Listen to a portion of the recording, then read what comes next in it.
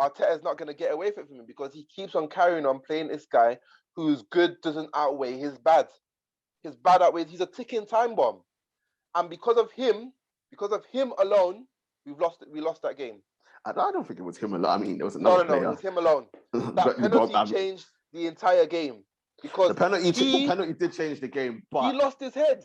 The stupidity of Gabriel. No. Stupidity of Gabriel. I'm not gonna get onto Gabriel. Because come on, man. No, you can't. This guy intentionally was scuffing the penalty spot. Spartans, what is your profession?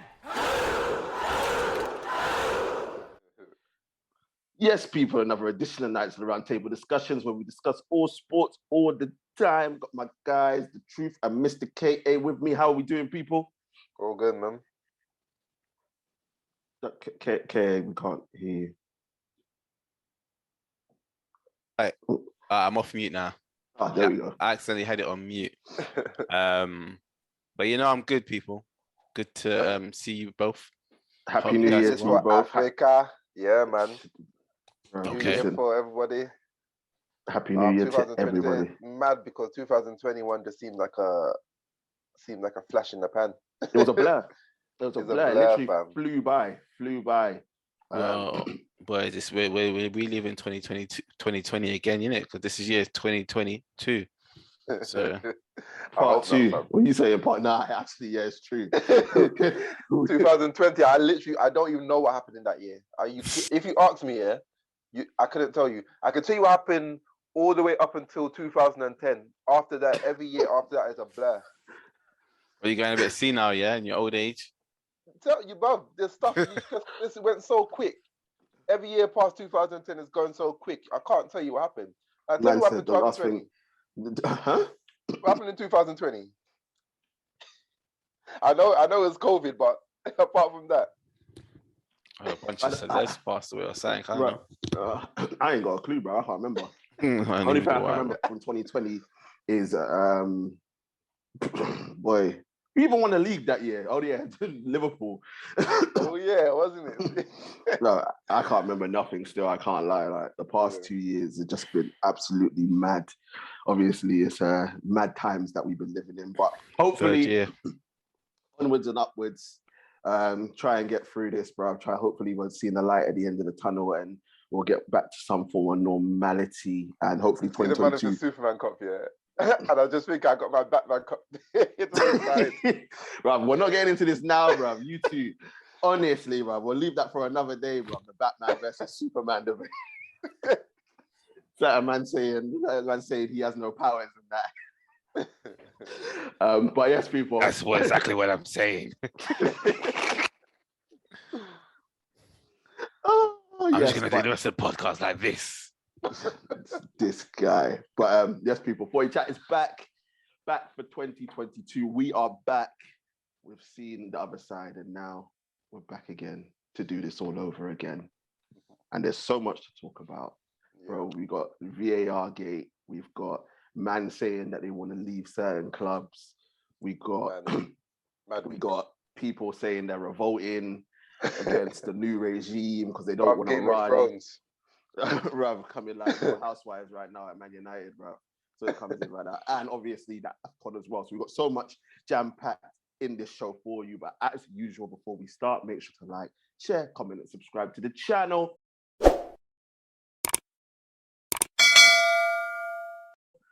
Get the likes up, get the subscriptions up, all that good stuff. As I say, share. We are here. And don't forget to join our socials as well. Links are in the description. Currently got the Carabao Cup game in the background. Chelsea are 2-0 up. Calamity FC, what they say, Spurs being Spurs. And Spurs in it up again. Spursy things.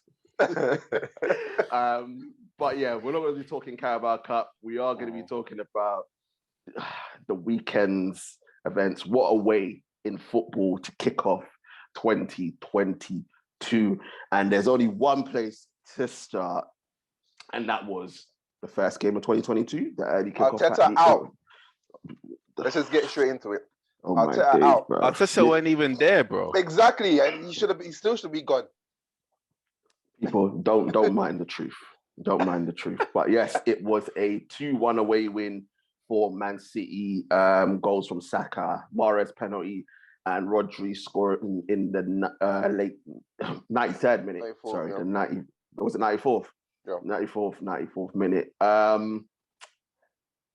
Mr. KA, after your role reversal with the truth, your doom and gloom, not thinking that you lot had a chance in hell with this game, for you, we're going to get to the controversy, but let's just talk about the game for 60 minutes.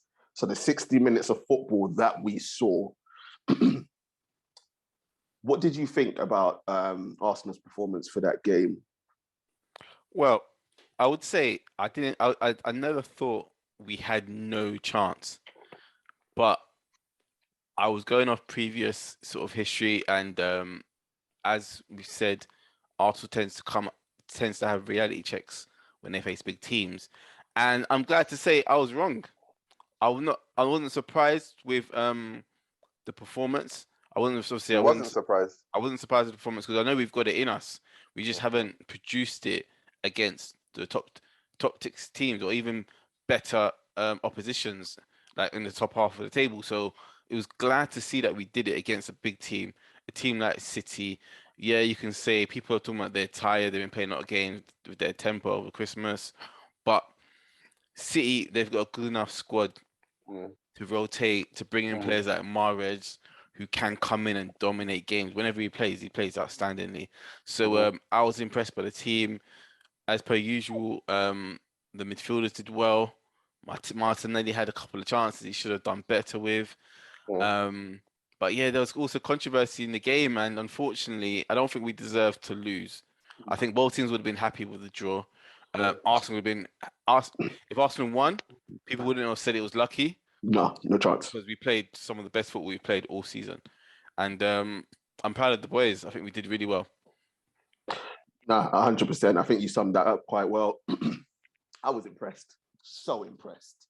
I did say to you lot, I thought it was going to be close. I didn't think it was going to be City just turning up and winning. And I haven't seen a team do that to City since probably only Liverpool. Liverpool's probably the only team I've seen that do to City where they weren't comfortable, they couldn't really play out, and they didn't really create anything. There wasn't anything that you could say, oh yeah, like I don't remember Ramsdale being stretched. No, it wasn't. In that game, and I was thoroughly impressed. The team looked organised, they pressed well. And they were all up for it. And I said, I agree with Mr. K. I didn't think you lot deserved to lose. I think a draw. I don't even think a draw was a fair result. I think winning would have been a reflection of the game. But a draw would have been a fair result. No one could complain. But there was only one team in it for me, and that was Arsenal. True for you.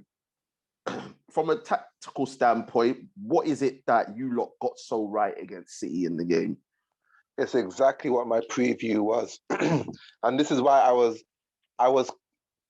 I had a feeling that sooner or later we were going to go out and attack a big team. The switch has finally clicked with Arteta, especially in big games. Is that you have to impose yourself. I keep on saying, I'm going to shout it, keep on shouting it. You cannot afford to give quality players 70% of the ball and rely on luck to get away with it. You can't afford to. It's too much, not in modern day football. Look how much people they got to hurt you. KDB, Bernardo, Sterling, Mahrez, all these man, they're going to give them 70% of the board. You're just asking for trouble. So it finally clicked at, I think it was the Everton game. I think that game loss made him realize we cannot be giving the no matter who it is, opponent the ball. And we actually have been putting teams to the sword. This is why I predicted us to actually win the game. And this is why I was confident, because one thing I've always said is that Man City are full of players that are 5'10", normal guys at the end of the day. It's 11 versus 11. And the one thing that most teams lose by is when you give them too much respect. That's how Man City win their games. They've got remember, and you know how it is. Remember when United back in the pump, you guys were winning games before the game started. Yeah. Intimidation straight away. Yeah, that's what it is with a lot of teams. You cannot be intimidated. Liverpool are not intimidated by this Man City side at all. Like they're not afraid. That's why they have such good results against them. And that's how we played against them, especially in that first half. We just went at them because there's no point. We're wasting the likes of Saka, Martinelli, Odegaard, Lacazette by playing too defensive. Let's utilize their strengths. Yeah, it was a good first half. That being said, the usual suspects. Yeah, let's wait. I'm just gonna leave on this note. Let's keep it positive for now. Let's keep it positive for now. That being said, that was my positivity. I'm saying, that being said, the usual suspects showed up to ruin the party, and we're gonna get to that. 100%. And look, you're right. I think the embarrassment of that Everton game put a rocket up Arteta's arse, and he basically said to him, look, you need to change something. And credit to him, he has. Obviously, we know the teams were weaker that you were playing and you were getting the results against. This was the first time you're playing like one of the big six, and obviously it's the toughest test. And even though he wasn't there, he obviously had an influence on how the team was set out to play, and he sent them out there, and to a man, they were better. I mean, the party was fantastic. I don't know where that party's been since he's been there, but was fantastic. The last time I saw Partey play like that was away at Old Trafford. Yeah. That was the last time. He needs to be more consistent. I know he's away now. I think, who else was Lacazette did selfless in what he was doing. Back four looked organised. Saka obviously causing problems. Martinelli running them ragged, mate. And on another day, that game's over. On another day, that game's over if he sticks to two chances. Oh wait, Mr. K.A.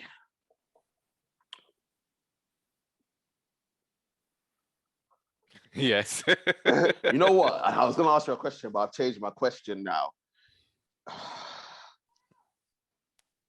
Actually, let's get into the controversy. We'll get into the. We do the Xhaka first, and then because there wasn't much controversy. There was only one. We'll combine the two. We'll combine the two. Look, I know Truth and I are going to get into it, but I want to hear your perspective because I actually haven't heard it. But I know you said that you didn't actually watch the game live, so you hadn't seen it. Let's start with I think the easier out of the two, right? So Bernardo Silva gets in. Xhaka's deemed to have brought him down. Penalties given. Well, penalties not given. Yeah. VAR gets involved. Referee goes over to the monitor and changes his decision. Mr. K, I just want from your perspective, the two questions I'm going to ask you. First of all, do you believe it was a penalty? And second of all, do you understand why it was given as a penalty? Well, I've only seen a couple of replays of it, and I see why there's uproar. You can argue, really? You can argue that Bernardo Silva, just the way he went down and the way he kind of like swan dived, that was enough for me to say that it wasn't a penalty. Well, I am more on the side of not being a penalty, should I say. Mm-hmm. The question is, do you think it was a clear and obvious error from the referee? No, I don't think it was clear and obvious. But then I think that's where the danger is when you say that clear and obvious, because clear and obvious insinuates a big mistake. You've made an utter mistake that somehow you've completely missed it. So I think that sometimes that terminology just skews the whole thing. with this penalty, you can see how he died because like Xhaka does leave a straight leg out, but it's the grabbing of the shirt that I think gives the penalty. It makes it a bit grey, but Xhaka gets in a decent position. Obviously, No, his position wasn't good. That's why he got caught square, and that's why Bernardo was that's why I was like, but I don't know. It's a hard one to me. So I don't think I can say I stay with the air into the side of not being the penalty. You can see how they're given, to be honest, and especially with the angles of seeing, because the angle it was, the ref's not going to see the shirt pull, and I think that's what when he goes to the camera, he sees, I missed the shirt pull. Yeah. Then it must be a penalty. Like that's exactly what happened. That's exactly what happened. That's exactly what happened. So it's a tough one. That's exactly what happened. What would have been communicated was, did you see the shirt pull? More than likely, referee would say no. All right, you need to go and have a look. Has a look, sees the shirt pull, gives the penalty. As I said, I think if there was only contact with the legs, it doesn't get given. I think with the shirt pull, the force of the shirt pull, if that was isolated, it doesn't get given. It's a combination of the two. Yes, he was on his way down, but I deem it stupid defending in my aspect. I'm watching it now. Like I don't.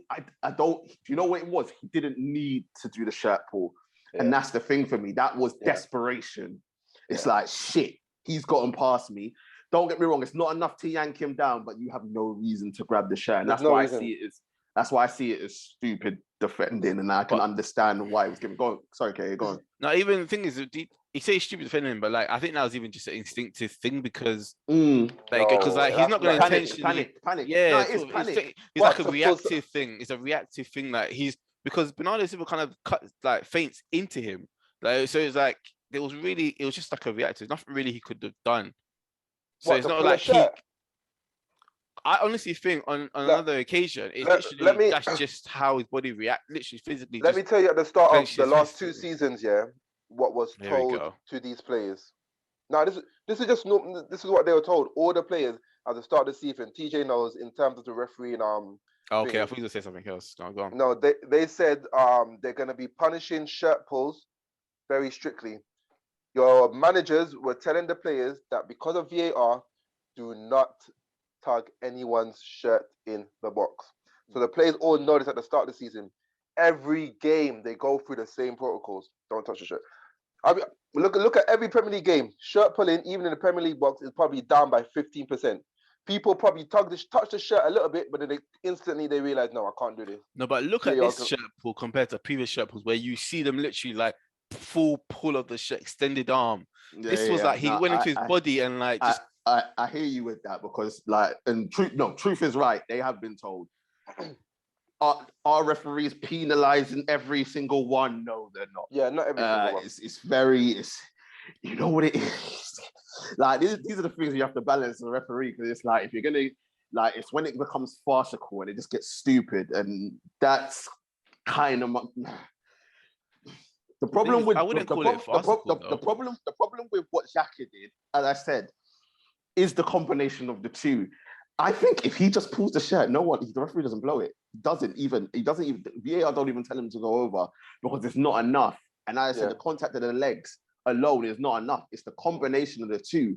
But I think what people are doing is they've heard that the justification to send them on the monitor is the shirt pull, and that's why people think it's been given. Whereas Peter Walton on BT Sport, I'm not going to justify what he said for the first one, but for the second one, he explains it perfectly on that one, talking about the combination of the two. And then somehow Les got and Rio Ferdinand got the point that he said that diving was right, and it wasn't. Yeah, it's a bit dumb. Yeah, it didn't make sense. But look, I've got nothing wrong.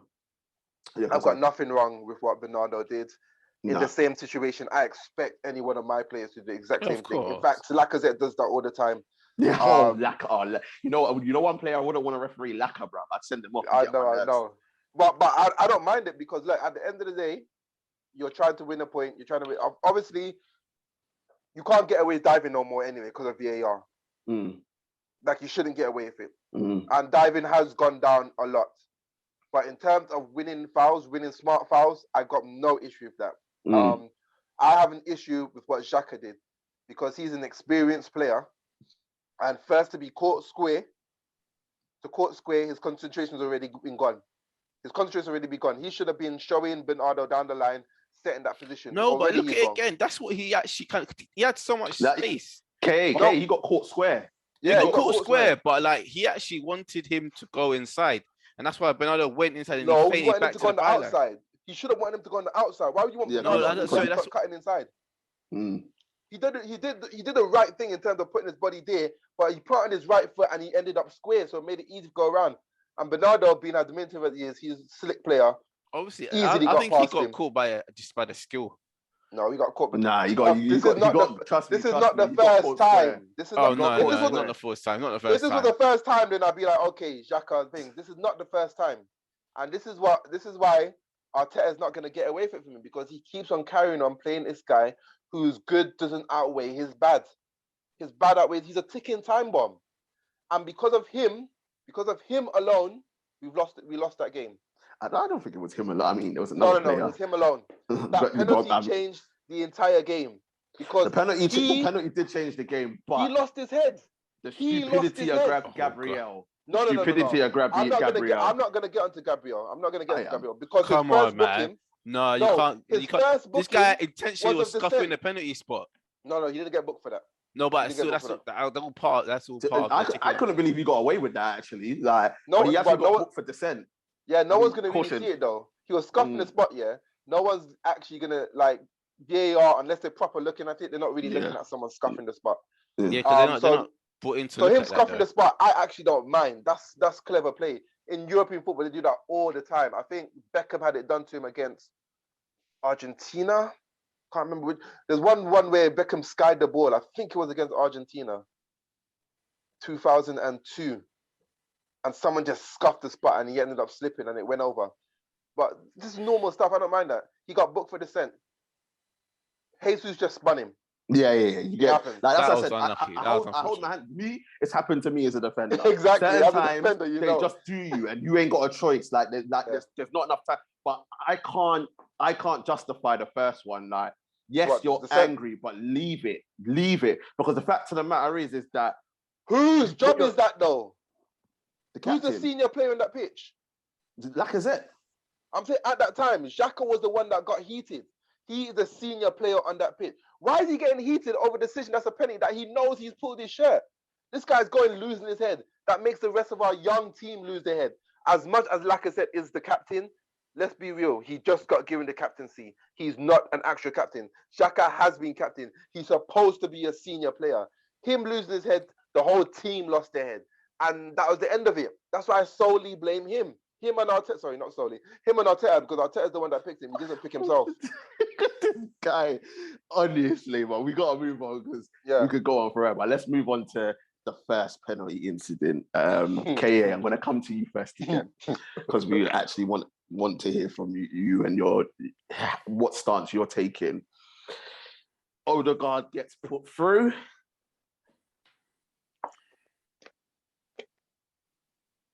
Sorry, Odegaard gets put through. Edison comes out with the foot. Clearly. A corner gets, I think it was a corner that gets given. Got given. They pause the game. VAR has a look, tells them to play on. During the game live, the commentators say inconclusive. After the game, Rio Lescott called penalty. I think they did ref watch on Monday. I can't remember who it was, said penalty. Gallagher. Gallagher was referee, but Sue, and I can't remember who the other guy was. The other guy, yeah. Match of the day, Ian Wright says inconclusive. As an Arsenal man, I just want to put that in. He didn't want to come across biased. That's it. No. Because Ian Wright's diehard. He doesn't care like that. But he says inconclusive. For you, I think you said it already. Penalty, Was it bro. okay? Explain your reasoning behind that. Penalty because Odegaard sees Edison coming out and he used smart football play that he wanted to sort of protect the ball and get his foot in between the ball to Which show he that did. he clearly won, and he did. And then Edison's foot comes and meets him at the point of like where he's planting his foot. And I think maybe, I don't know, I didn't see the referee's explanation why, but I could only see the argument that because he catches his foot before it's planted, so it's not entirely in between the two, I think it No. can look like that Odegaard is putting his foot on top of Edison's foot to Reading, win the foul. reading the handbook, which I've got now, which is very useful for me. It's all about space. If a player has come into another player's space in terms of his thing, no matter where his foot is, it is still a foul, especially if they're coming in sliding as well. Well, I said it was a foul, but I'm just saying I can Oh. see. No, I but they said it was wouldn't. I'm saying from a referee's point of view, they know this. From a referee's point of view, they know this, so that wouldn't come into contention. Why Because why wouldn't you Edison was give it coming into Odegaard's space. It's not like Odegaard came into his space. So why was it not given? Ask referee down there. I'm just like, why was it I not want given to then? know. I still want to know Look, because we're gonna get into this now. right. As I said when I watched it, Yeah. when I saw it in real time, it happened. I was like, ooh, penalty.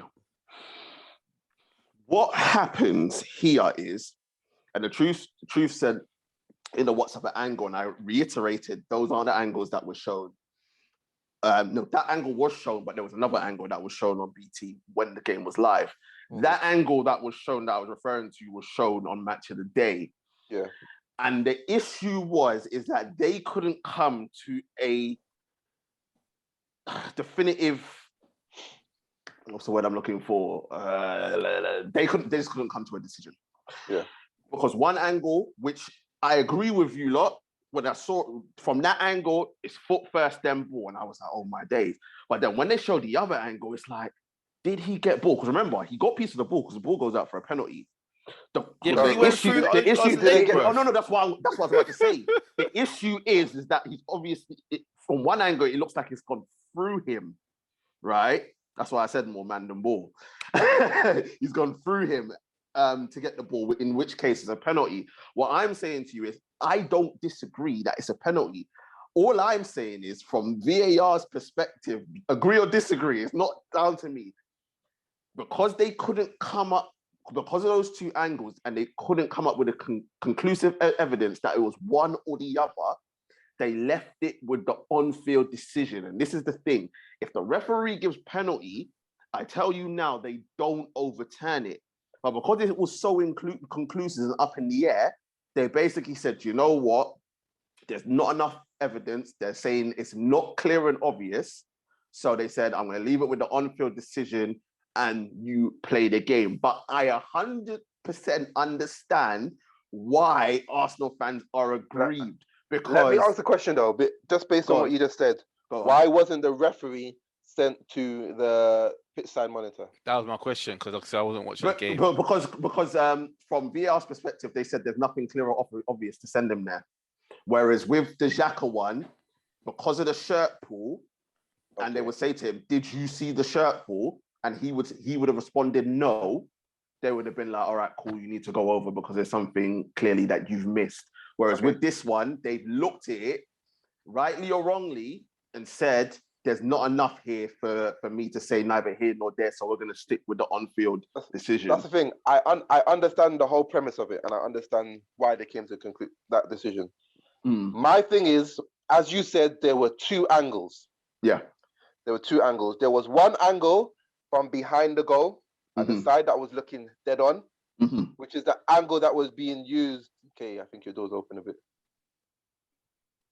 Is it? No, it hasn't moved. It's a mirror. No, it's actual door. Look, it's a door handle. Oh, I think you're seeing something moving in the background, man. Yeah. Yeah. Oh yeah, there's people in there, moving around. Okay.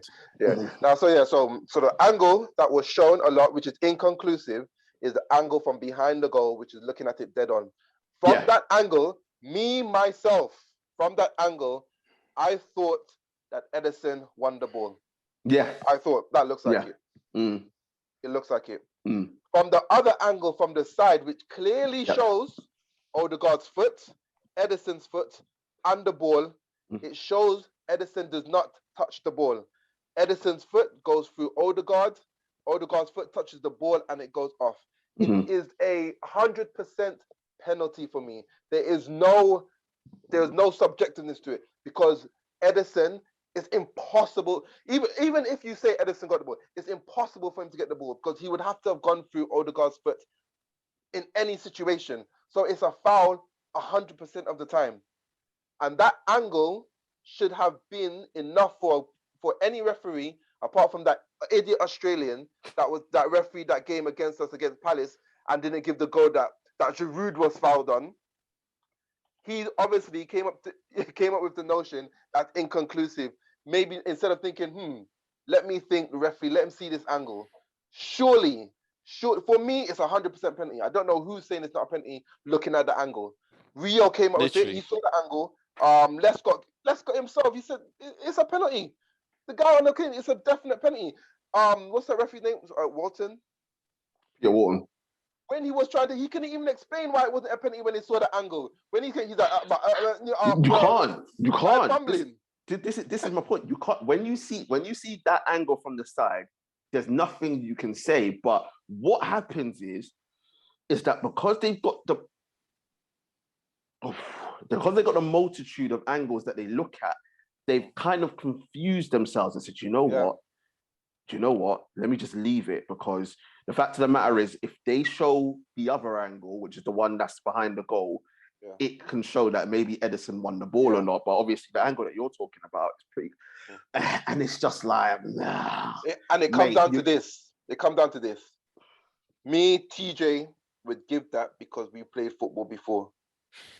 I honestly feel that guy, whoever he is in Australia, has not even played football at a good level. Australian football is basically Sunday league. Man said man's coming from that Aussie rules, bro. That's what I'm saying. He's thinking about Aussie rules aside. I don't think he's actually. I don't even think he's refereed a game. That's a joke. Well, I would give that. You know, what are you talking about? He said me teach a game because he played football. I would give that, bro. Listen. The NBA doesn't count as football, bro. The truth knows how. You guys play bush football, man. Anything goes. The truth knows, I had them super skills when he came to play kickball back in uni, bro. Uni days. He saw the super skills. That's what inspired him to get that t-shirt, bro. K was the original Walcott, you know. Bro, that inspired him to get that t-shirt. K was the original Walcott. Kick and run.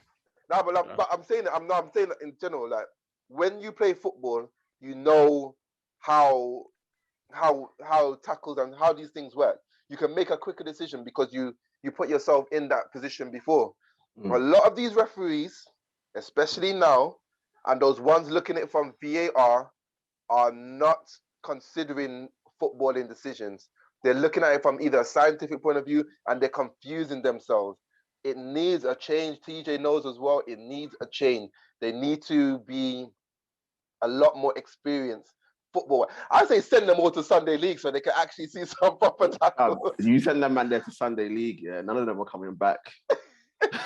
None of them are coming back, bro. Listen, the abuse alone, bro. The man them, bro, when they're ready to run up to the car and that. Saying that they're coming back from man and that.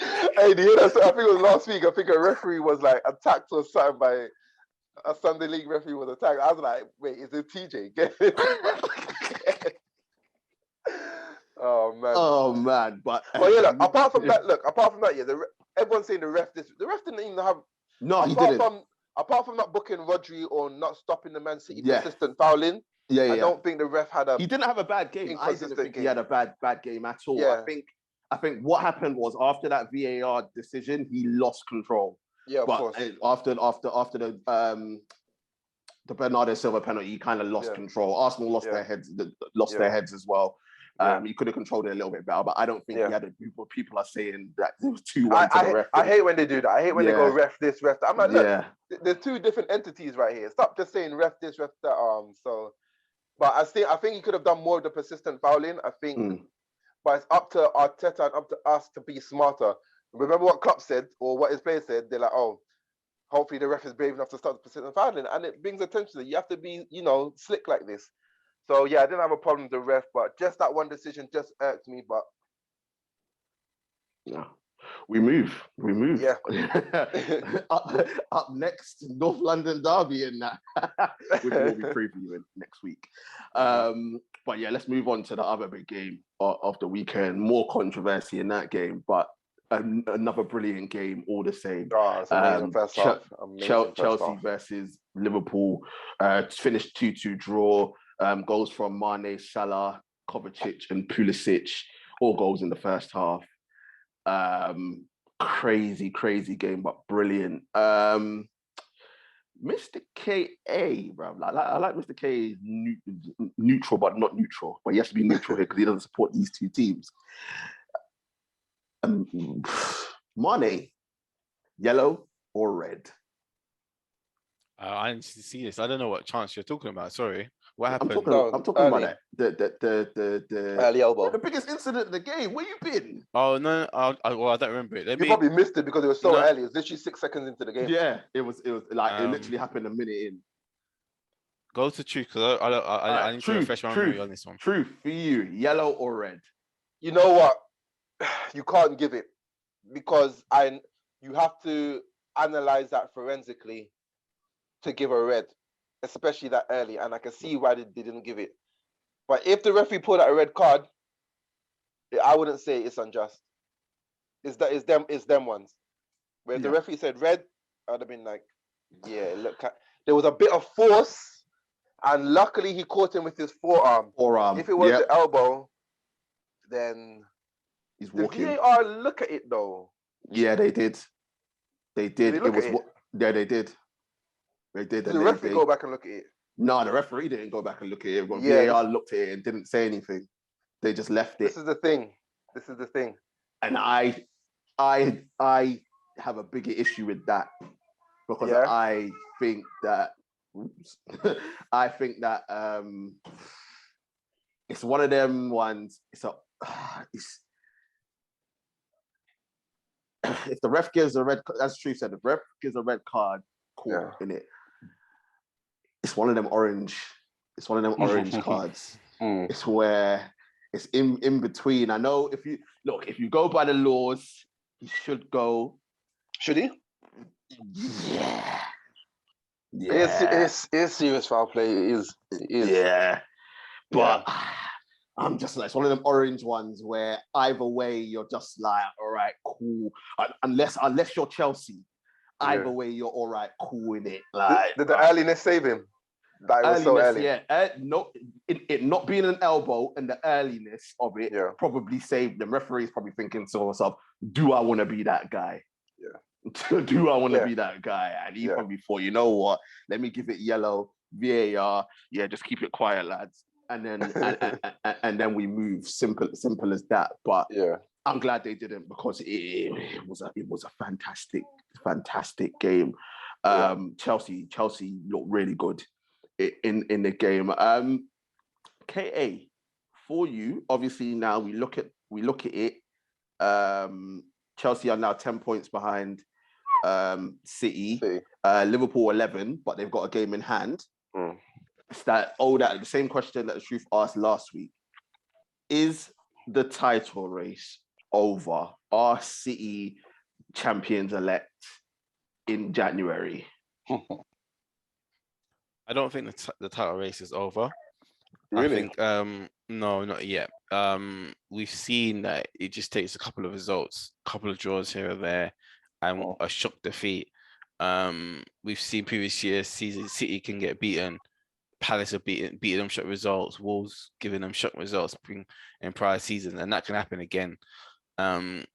City always have those one or two games where they look human, where they look like a mid-table team or top 6 team, whereas like on most days they're out of this league.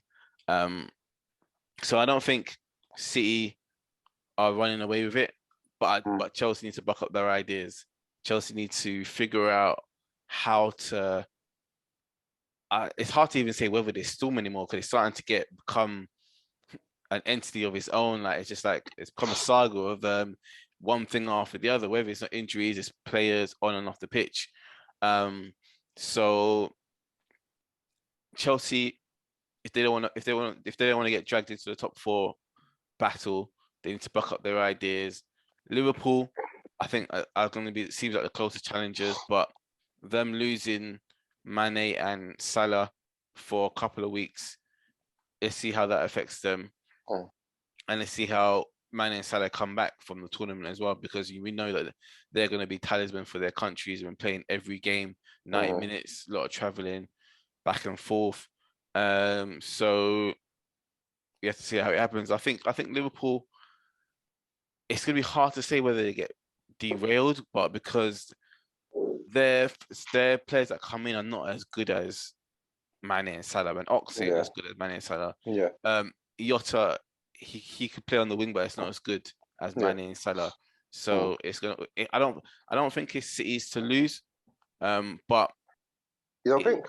Sorry, no. I don't. When I say that, I think it's more City to lose, but I don't think they've run away with it just yet. Fair. Nah. I couldn't have said it better myself, to be honest.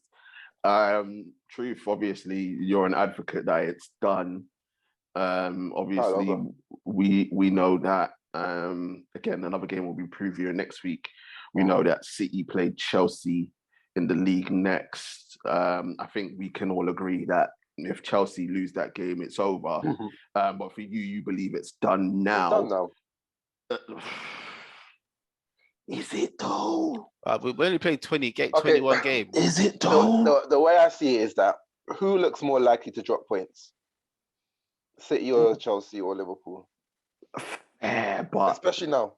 Listen, for me, anything can happen. Anything can happen. You're asking... City, if City were to lose Ruben Diaz, that could change a lot. Then, it doesn't. City are capable of losing these players, and because of their attacking football. They lost KDB, which he's their best player. No, and they midfielders they can replace. It's that defense. Yeah, they haven't got that defense. Ake is not as good. Because listen, Saka had Ake on toast. In that game. So I'm saying to you, them losing Ruben Diaz. Listen, mate, John Stones isn't it. He's not it. And I understand what you're saying from an attacking sense, but they've still got quite a few big teams to play. But that's the thing. I think the attack could get them through it. I think they will just even if they're conceding goals, I don't see them losing multiple. Okay, so they have to lose at least minimum of 3 games, and Liverpool have to be perfect. Yeah. Well, Liverpool got a game in hand as well, though. No, so it will be 3. It will be 3 games that they have to lose with Liverpool's game in hand. Yeah. So we are saying that for the next 4 games, though, Liverpool have to win without Mane, Salah, and Keita. They have to win the next 4 games, Premier League games, without those. Okay. If they somehow get through those, it's 14 or so games or 13 games to go. 38 game season. Yeah, 13 games to go. Yeah. You're asking them to still be perfect, and Man City still to lose 3 games with their champion. They've got the biggest squad. Chelsea got Champions League. Liverpool got Champions League. Chelsea got Chilwell gone for the whole season. We know how without Chilwell they've crumbled. It seems. Reece James as well. Reece James is good. It's even worse.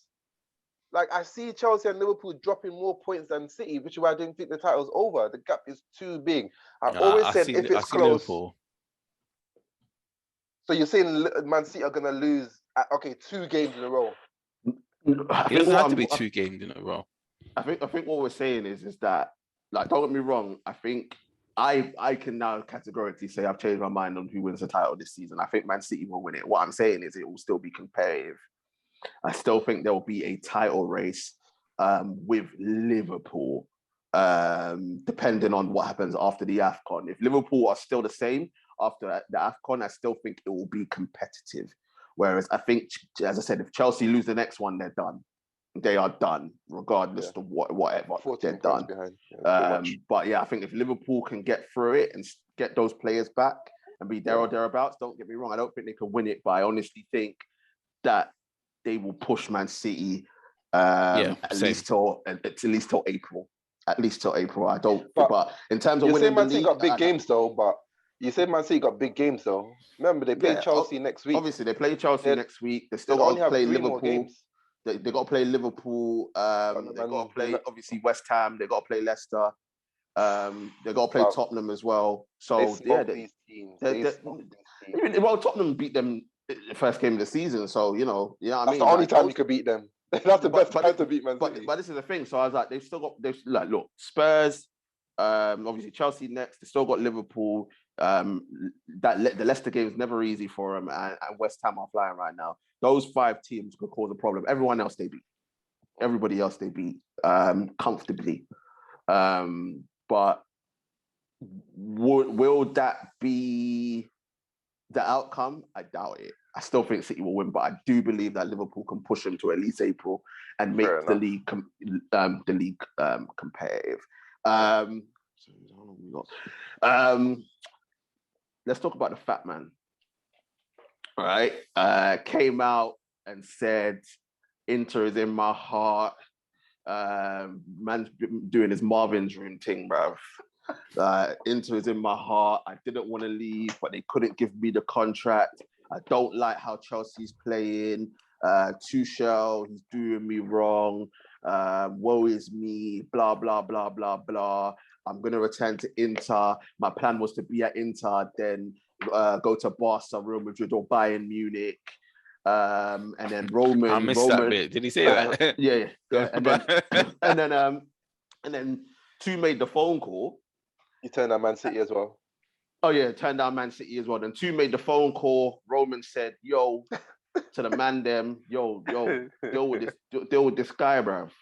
Rolled up at the yard. KGB rolled up at the yard, bruv. I said, "What you saying?" Then man's there crying me a river, bruv, on this soft man thing, saying I'm sorry in that. I haven't watched that, to be honest. That the man was like, I'm video. I'm sorry, because he knew, bruv, or else, bruv, Lukaku would have just went missing. He would have just went missing, bruv. Two-twos were looking at the bottom of the River Thames, finding Lukaku, bruv. No one knows what happened. Or I'm not going to get into what Two would say, bruv, but he said, well, let Litmanenko, bruv. But listen, but I've got a big issue with this guy, bruv. I've never seen a guy so arrogant, and feel so entitled, and has won one trophy in the amount of years that he's been playing football, bruv. He's supposed to be the next big thing. He's won one trophy, which is the Scudetto. The guy had the audacity to say that he was gonna go to Barca, Bayern, or Real Madrid. Am I a dickhead? Barcelona wouldn't go anywhere near you because you can't control the football. Bayern Munich, bro, they're set on Haaland, bro. No one wants you like that. Real Madrid got Mbappe. No one don't want you, bro. Nobody. That's why you have I think Barca might have taken him. Barca would never take him. Are you crazy? Now, even the state that they're in, bro, Gary will be like, why are we getting this guy when he can't control the football? We're going to have to send him to the under-10s. We're going to have to send him to the under-10s to learn that way, bro. Like, I've never seen it in my life. Someone so arrogant. But anyway, truth. Was Lukaku right to say 100%. All these things? 100%. Considering obviously all the circumstances, player power, all the rest of it. And did Tuchel deal with it the right way? Well, Tuchel, that guy's showing his true colours. He got burnt at PSG. His feelings got hurt. He got burnt there with all the player power. So that's why he reacted in that way. Lukaku didn't say anything out of like, he didn't say anything where it's like, it's such a big deal to me. Like, he would just speak, like, I'm disappointed, that he came out and said sorry. Yeah, I am as well. You need to come out and double down. Say it with your chest, bro. Just be like, say it with your chest. What you should have come out and said is just that it should not have probably come out at this time. I didn't see anything wrong with what he said in terms of questioning the system and the manager. Yes, that's the only thing. I don't in public come out. Yeah, you don't come out in public and publicly question your manager and the tactics. That shows a disconnect, and that's going to show the other teams that there's something wrong when you're playing, and they're going to target you even more. So from that point of view, that was wrong. But in terms of all the inter stuff and that stuff, look, people, look, you can't let. We think footballers for not saying their feeling, for not being honest. He was just being honest. I lost respect for him coming out and apologizing. To be honest, that's what I lost respect for. Bro, if the KGB turn up at your yard, you're gonna be apologizing as well, bro. You're gonna be like, yes, massa, yes, massa. Oh man, look. But to be honest, if I'm too sure, I think he dealt with it the right way. Instead, there's clear the air talks. I think we just move on with it now. And he goes out and bangs his 15 goals, so Rash doesn't get to talk. Fair enough. It's KA. The magnitude of the game on Sunday, right? Liverpool, obviously, how many points you were behind City? Do you think Tuchel was right to drop the main man for such a big game? Does he not need to put his ego aside and say, you know what? Look, we need you. We need to win this game. We're going to throw you in there. Or was he right to say, look, no one is bigger than the manager and no one is bigger than the football club, and we're going to put our stance irrespective of what this does to us in the title race? You said it just there. No one's bigger than the club, and we've said it with other teams in the past. I feel like we're going to say it again when we come to talk about your team. But I think Tuchel handled it well. I think Lukaku, he should have known better how you're talking to the media, you're talking about another team, about your love for another team, and however you kind of spin in your apology to say how it came across, how when I was 10, 11 years old, I dreamed about playing for Chelsea. There's no way you can really spin it because you name dropped several Champions League teams, like big clubs. So it's like, talked about your love for other players and your teammates. Come on, like you've only just arrived at the club. Come on, so have a bit of sense. You know how the English media is. He's played for several clubs in the UK. He knows what it's like. So do better. Yeah, do better. No, it's just it really. Just do better, because I think Tuchel did the right thing. And I think he handled it well, because he didn't really slate Lukaku. Yeah. I think he came out, spoke about it professionally, and let everyone know we've dealt with it behind closed doors. Yeah, I wish Arteta did the same thing with it. I know, so do I. I wish he did the same thing. I wish he was like firm in his stance and be like, "Yep, I'm not happy with what he did." Yeah. But then don't bash him, but just say we've dealt with it. Arteta did the right thing by dropping Aubameyang out of the squad, but it's how he handled it in the media. Aubameyang's got the Erzo treatment, man. He's gone. At least Lukaku's come back next game. They're talking about listening to offers for him as long as they can get the wages. Yeah, he's gone. He's gone. Maybe loan to Newcastle. He might be up there with the Geordies. Well, you never know, bro. That money, they can afford his wages now. Yeah, man. So they can, but I was a bit upset with the whole estimated like buy at the end of the contract fee though. When they said, I think it was 20 million, they said.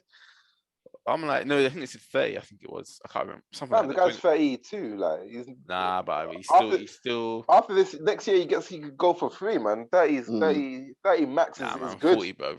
I'll take about 40. Not gonna. What for a guy that hasn't scored more than 20 goals for the last 2 seasons? Nah. Well, you can spin it. A guy that's been Golden Boot winner. Single-handedly won you lot the FA Cup. Like, you know what I mean? Like, bro, listen, hold tight, Aber, in it. Over. About a black guy, young. But yes, unfortunately, we don't have time. We don't have time for United. We need to touch on United. Ralph. Listen. Ralph. For United, I think ST's available tomorrow. We might do United talk tomorrow. No. Let's talk about it now. Even if it's for a couple of minutes.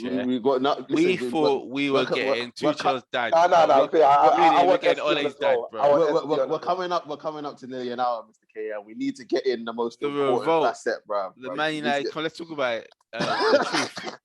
The Man United players. Big things that they're bigger than the club. There's clicks. People talking about they're not. We need more. We need more ideas. It's game of Old Trafford, fam. Big cliques. People are going for that crown. Forgetting that relegation is coming. Relegation, the White Walkers are coming. All these stories coming out of like how players had influence on the manager. But I want SC. I do want SC. I want to hear ST Sports as well. So yeah, we need to. But we have to touch on it though, because we have to touch on it. No. We're trying to do AFCON, the one that you asked for. AFCON. I'm trying to get you in there before we wrap up. I mean, I'm all inclusive out here, man. This guy, but Africa Cup of Nations coming up, starting this weekend. Obviously, multiple players flying out for the tournament taking place in Cameroon. I think it's over. It's over a month. I think it's just about a month of play going ahead. I always enjoy that Africa Cup of Nations. Let me just touch on that. I want to hear both of your thoughts about the AFCON being in January. Do you think it's suitable coming right in the middle of the season? Yes. There's no argument against it, because they would never, if you're going to say it, they would have never given it Qatar the World Cup. They would never pause the Premier League and given Qatar the World Cup to play in November of all times of years. Like this is in January. African Cup of Nations has been going on for years, decades. Exactly. Everyone knows that it is come January. Everyone should know the reasons why people don't play stupid. Okay, people are stupid. People are stupid because of the club controversy, and it happens all the time. People it's not the first time players have not been wanting to be released, or players or clubs are not wanting to release their managers. But don't you think this is detrimental? The World Cup. If you're saying this, everything about the World Cup, everything you're about to say now, the World Cup. No, not the World Cup, though. You think it's detrimental to African footballers, because big teams, when they consider African players, they have to consider these players are going to go away every 2 years at an important time of the season. So it's very hard to build a team around. Look, Salah's gone for they probably because of Salah. He's actually missing, I think, just 2 games, because over Premier League schedule is in January. 2 Premier League. They only missing 2 Premier League games. If they go all the way, they miss 4 games. I swear. I think if they go all the way, only 2 Premier Leagues. If they all the way, they miss 2 Premier League. They miss 2 FA Cup games. They would have missed 2 Premier League, but because of COVID, they're gonna miss obviously more in it. I think only 3. That's because of the rearranged scheduled fixtures. On a normal season, they would have missed 2. Yeah, only missed 2. And Salah probably wouldn't have played in the early rounds of the FA Cup. People outside of Europe, they don't miss as many, because obviously Europe's on their winter break as well. So I don't have issue. Listen, the Asia Cup happens during the season. No one moans. Fair enough. We don't have Asian players. I know it's not as big, but it's still the same thing. Africa Cup of Nations has been going on for years. We know why. People are idiots. You can't play it in the summer because it's too hot. No. It's way too hot. Your players are out till October. It's not even that. Sometimes in some countries, it's either too hot or it's also rainy season as well. Yeah, exactly. It's monsoon where you season, get torrential rain. I've been out in Ghana, bro. Do Olympic diving, bro. You can't play. You can't play rather than playing football. Like, I get people getting upset, but at the end of the day, my whole thing is that there are reasons why it can't be done in the summer. There's other times in which it can't be done at all, because you've got European Championships, you've got World Cup. That's fair enough. I'm just asking the question. What's the other one? Confederations Cup as well. The South American one as well. Yeah. All of that. So the club. What's it called? The World Cup conversation. That happens middle of the season. Like, this is nothing new, like having tournaments. It's only because that players, the top Africa now, thankfully has a lot of talent. Mm-hmm. So people are losing. Like, clubs are losing their big names. Yeah. As TJ said, the I can tell you, I've forgotten the name. The Asia Cup. Yeah. No, there's no big players from that tournament. So people don't notice it. People don't complain when they lose their players. Yeah. Like, a couple of seasons ago, you might lose Cahill every so often. But now, like, you're losing a manager. You're losing Dennis, who's playing well at the moment. You're losing he's not going. Peter. Of course, but that's another. Don't get me started on that. I think it's going to get worse going forward. It will get worse because obviously a lot more players are getting to Europe earlier in their careers, so they're getting developed in Europe and they're playing for bigger clubs. So it is going to get worse. And more and more African players aren't defecting to European. So they're playing for their actual African nations as well. So obviously the players are getting better and better and better, and they're not defecting. So it will get worse in terms of teams being difficult. But bro, I'm all for it. It is what it is. Even if United had, I know Eric Bailly's gone, but even if we had more, I wouldn't be too upset because at the end of the day, I understand the principles behind it. And remember, Alex Ferguson never signed African players. for that reason. And I'm just like, I'm all for it. Leave it alone because you can't do it any other time. If you could find a suitable time for it to happen any other time, then fair enough. I think doing it in January makes perfect sense because Europe are in winter break. It's cup season in the Premier League, so it's the best time to do it without it really affecting anything. You know what I mean? Instead of like trying to imagine, could you imagine if they tried to do it in March, like with Champions League back in that? So 100%. Fair enough. Mr. KA. Obviously, Mr. Ghana man. I forgot my flag, man. I forgot my flag. I just want to hear your expectations for Ghana in the AFCON, bro. Before I get into everybody else, I want to hear your expectations for Ghana, bro. Who's your big players? Partey? Bro, their big players are Partey, the IU brothers. They're getting old, bro. He's getting old, you know bro. Pansel's still playing. I'm trying rubbish. You've seen the squad? That old man, bro. I know. I saw him. The other day I saw him. Was like, thank God that we've made another. Pansel was playing in '96, bro. Yo, man, that's crazy. That's crazy. But yeah, Mr. KA, Ghana for you. What were you expecting? I don't know. We've got some decent individual players, but I'm not expecting much from Ghana this time round. I think we've got the individual talent that can get us through the group stages. We've got some decent, experienced players in the IU brothers, in Partey. Like we've got a number of players playing in Europe who can put together a performance, but I'm not confident in a team that we can actually pull up trees. We've got an all right group. We've got Morocco. We've got an all right group the way we should qualify. Yeah, you should. Morocco. With Morocco, you should qualify. Yeah. After that, it's gonna be just like sort of just clutching at straws and hoping what happens. Hopefully, we get the break that we need because we can do it in terms of like getting far into the tournament. Because like I said, we've got Andre Ayew, we've got players. You're not confident at all. I'm not sure. I'm not that. I'm not. This guy is trying to find hope from somewhere. I know. That's what I'm talking about. I don't know. I've got like we've got players who can change a game and have and make chances. Because we've got players like do you know what? Do you know what? I'll be happy if we get to the quarters. That's Listen. Your golden generation is gone though. That's I know. That's it. That's it. That is it. Golden generation. Like the World Cup with that SCN and a Mota, Stephen Appiah. All of them, man. That was the golden generation. Appiah and all them man there, bro. Oh my days, what a team! What a team, bro. Even with our guy Gian, the aka the Asamoah. Yeah, that was a golden generation. The thing is to play for them. The Juventus guy. Well, I forgot you to play Juventus. Oh, Asamoah. Asamoah. No, I don't think so. Yeah, he's in and out, man. He's been picked. He gets picked sometimes for depending on the game. But I'm not sure. I'm not sure if he's been taken this. Nah, I don't think he has. I don't think he got picked. Yeah. But just to explain the format, obviously, 6 groups. Top 2 go through, and the 4 best third place finishes go through to the round of 16, and obviously quarters, semi, and final. Algeria, defending champions. Obviously, Senegal, who were the runners-up in the Cup of Nations.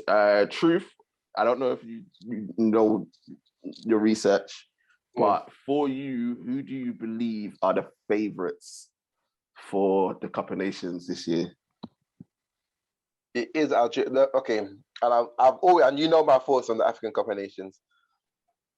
The problem with the African Cup of Nations has always been, for me, a technical ability thing. This is why the North Africans have most of the time always dominated. Their technical ability is what gets them over the line against everywhere else. That being said, my guys are Senegalese. I love that team. God, that They team have was fire. bridged the gap. That team is fire, bro. Yeah, they bridged the gap in terms of technical ability and the physical ability. I think they're the best of both. And hopefully, again, they can. I was so upset that final because I was rooting for them. I've been rooting for them to work. They've become my new team in the World Cup internationally. I think everyone was rooting for them apart from Algeria, bro. Exactly. Yeah, I want them. They're my second team. Yeah, they're my second team as well. I'm hoping that loss spurs them on. Their team is ready to do it. I put them as favourites because, as I said, they that physical ability and the technical ability. I think they've got the best of both worlds. Algeria are still there. Algeria still there, just technical wise. They got some ballers as well. They got some serious Benrahma, Mahrez, Brahimi, Feghouli, Mahrez. Yeah.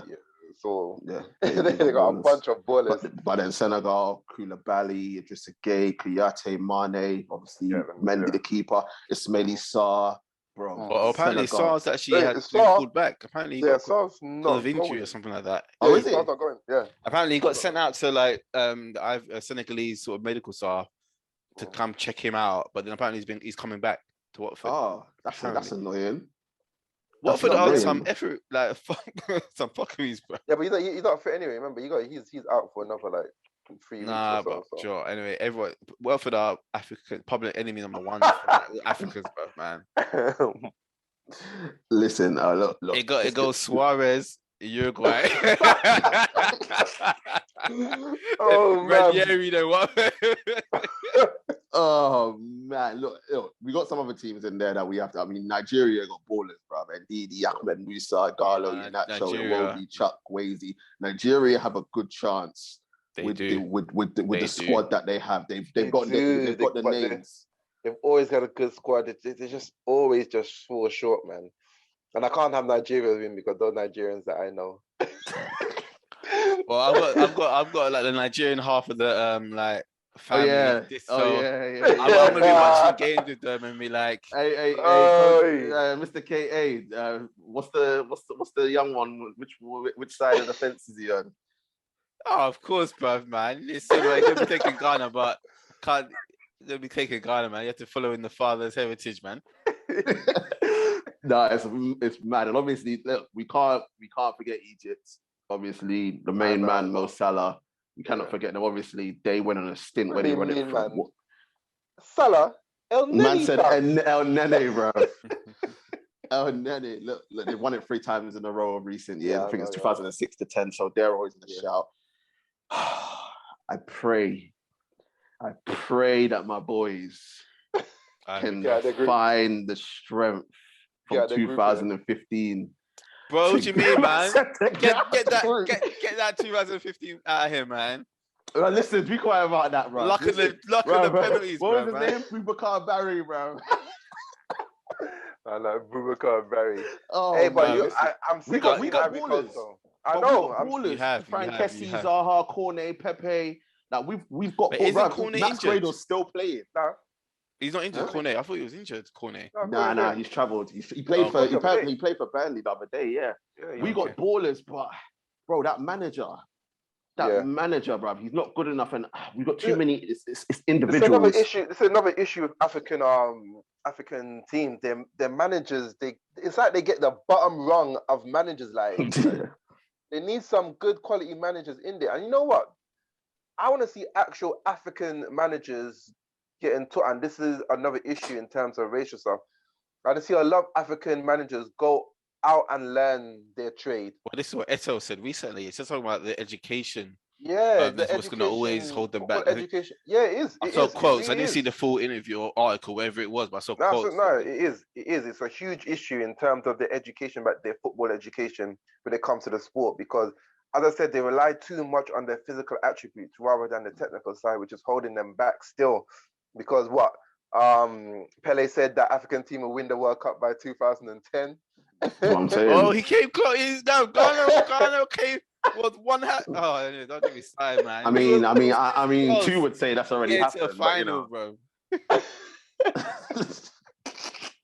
Yeah, he would. No, I don't get me wrong, bro. When sorry, bro, I was vexed, bro.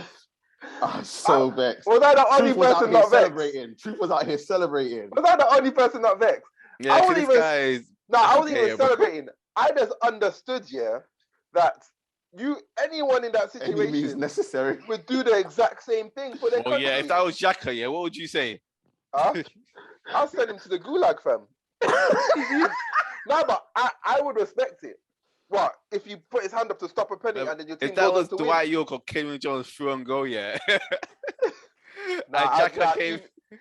Xhaka came in, bro. I'd still understand it. No joke. I'd understand it, fam. But No, obviously, all the Ghana, we understand. All football fans understand it, but it's painful. Listen, I blame World Cup Asamoah is Gyan, painful, bro. bro. exactly. I blame Why did Asamoah no Gyan, one bro. ever blame Asamoah Gyan for Man missed the missing the penalty penalty? and then went and scored in the penalty shootout, bro. You know?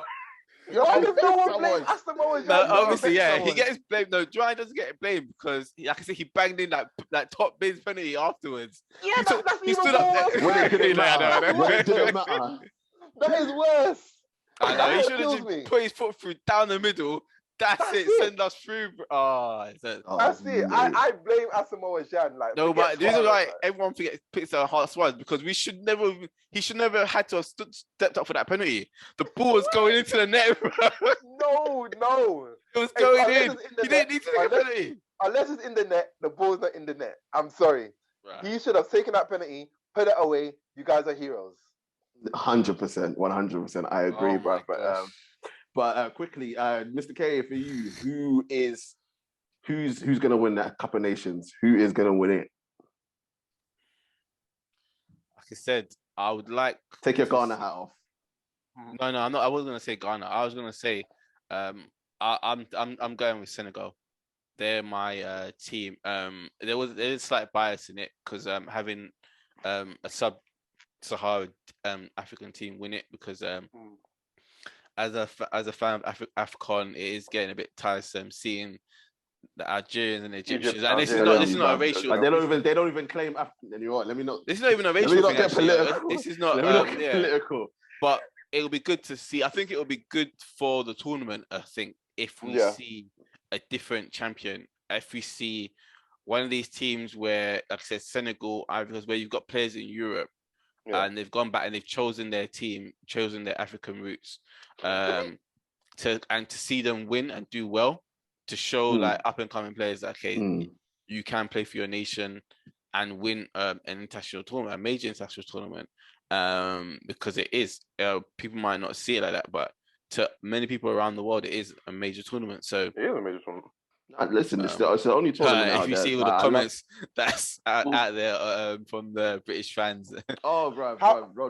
These Brexit FC people, bro. Fuck them. How's the fans though? Because I remember watching. I know when I used to watch it back in early 2010s, I didn't like the fan turnout. Like I know I didn't. Last one was actually the turnout was like crazy, but generally like I would say so. But like I would say since the African team started doing well in the World Cup and like they're getting more names, European names, and like their players playing in bigger European tournament clubs and stuff like that, it's pushed up the attendance and it has got people a lot more excited. The attendance has turned out for it because I remember when it was recently in Ghana, we had full stadiums. All up and all the way through, and it's been like that for other tournaments as well. So I see the same. I think the same can happen. If I hope it is because I love the atmosphere, bro. I just love that bush atmosphere, bro. Bro, it's so live, bro. I'm telling you, one of the best games I've been to. One of the best games I've been to in terms of atmosphere was when England played Ghana in a friendly at Wembley. Oh my days, the atmosphere was so sick. Like the festival, everyone was just happy, like the singing and dancing. Like, man. Hopefully, we get to see a Nigeria-Ghana game. I love to see a Nigeria-Ghana game. Are they in the same side? I went to that. It was at a small stadium. So the side of the draw. Nigeria is in Group D. Ghana's in Group C. I don't know if they'll meet each other in like the last 16 or where they meet each other, but like that's a game in itself, bro. Yeah, that's a game in itself. I'm going out for that game, bro. I'll be in the town. Actually, I'll probably watch that with my nephews With and the my father. Yeah, I know that, bro. Man's there. Actually, I don't know. Enemy territory, you know. No, but if we get to the final, I have to watch it with my parents and family. Actually, so I don't know. Actually, this will be the one time. This is the one time where I'll be a black star. You know that because hey, I'll be against the Nigerians. So, so body and soul. If we win that, I'm driving down to Tottenham, and do you know how live Tottenham was when Ghana was getting through to each round of the what's it called, the World Cup back in 2016? Was it 2016? Wasn't it? Well, that World Cup basically 2006. Sorry, when Ghana we made a good run. Was it what World Cup was it? 2010. The one in 2010. No, the one in Germany when we had USA in our group and we beat them 2-1 and we went through. Oh, 2014. No, that was. Cause we did well at 2 World Cups. It was one of them. Yeah. Anyway. Yeah. The atmosphere when we went through, bro, we were dancing in the streets, holding up buses. Ghanaian bus drivers were telling people to come in front. He got out himself, dancing in the street. Man said, "Turn off the engine, bro. We ain't going nowhere." Bro, literally, it was like one of the funnest memories I've had in terms of football, man. Just everyone out there with their cars, loudspeakers. It was too much, man. African football's on the top. Truth, you're picking Senegal. Yep. To do it, I think Senegal though as well. I think Senegal as well. Obviously, I'm trying to back my Ivorian brothers. But I think Senegal as well. Listen, for me, anyone but the North Africans, bruv. Anyone but them, bruv. Hey, literally. Things are getting racial over here. It'd be nice to see. No, don't get me wrong, because when you look at it, Algeria won it last, but Cameroon won it 2017. Ivory Coast, we won it 2015. Nigeria won it 2013. Zambia won it in 2000. That one hurt me the most. The Zambia one when we should have won it in 2012, and then obviously Egypt did it back to back. How did Zambia win? Wait, so Ghana hasn't won it in ages? Oh well, Ghana ain't won it since the 90s. I think Ghana haven't won it since I can't remember, but Ghana haven't won it. Wait, so even in your golden generation, you didn't win it? Nah, they didn't win it. No, we won it with our previous goal.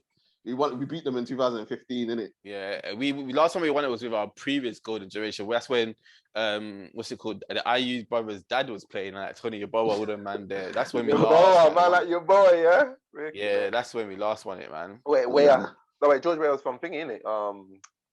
He played for Liberia, but he played for Liberia, yeah. But it's listen, people, it's gonna be good. I'm looking forward to it. It's on Sky Sports, all the games. Yeah, all the games. First time, because normally it's on Eurosport. Yeah, Eurosport. I'm just hoping. I don't want to be hearing. I prefer Eurosport because Eurosport's free. Sky Sports do what? People have to pay for it. Yeah. All I know, I don't want to see Gary Neville and nah, bro. Listen, I want proper pundits, bro. He's a beast. Man said he wants Samuel Eto'o and Seedorf talking about it. I want Didier. And if they're gonna try and do Black Lives Matter, don't give me Darren Bent. Who's gonna host it? Who's gonna host it? I don't even know. Who's gonna host it, bro? What's that guy that does the basketball? What are they gonna do? Get him to do it? That guy, Nigerian guy. The British. I doubt it. Because he's not a football. Who would host? That's a good question, actually. Who's gonna host, bro? They might get Desai and Vieira's the manager. Listen, they need to call us. We'll Ian Wright to come and host it, fam. Man said Ian Wright, bro. Listen, man's gonna be in there with his Union Jack. No, I would love to see Eto'o Drogba, 100%. Yaya, be constant. Yaya, definitely Yaya. And those are very good ambassadors for African football. So yeah.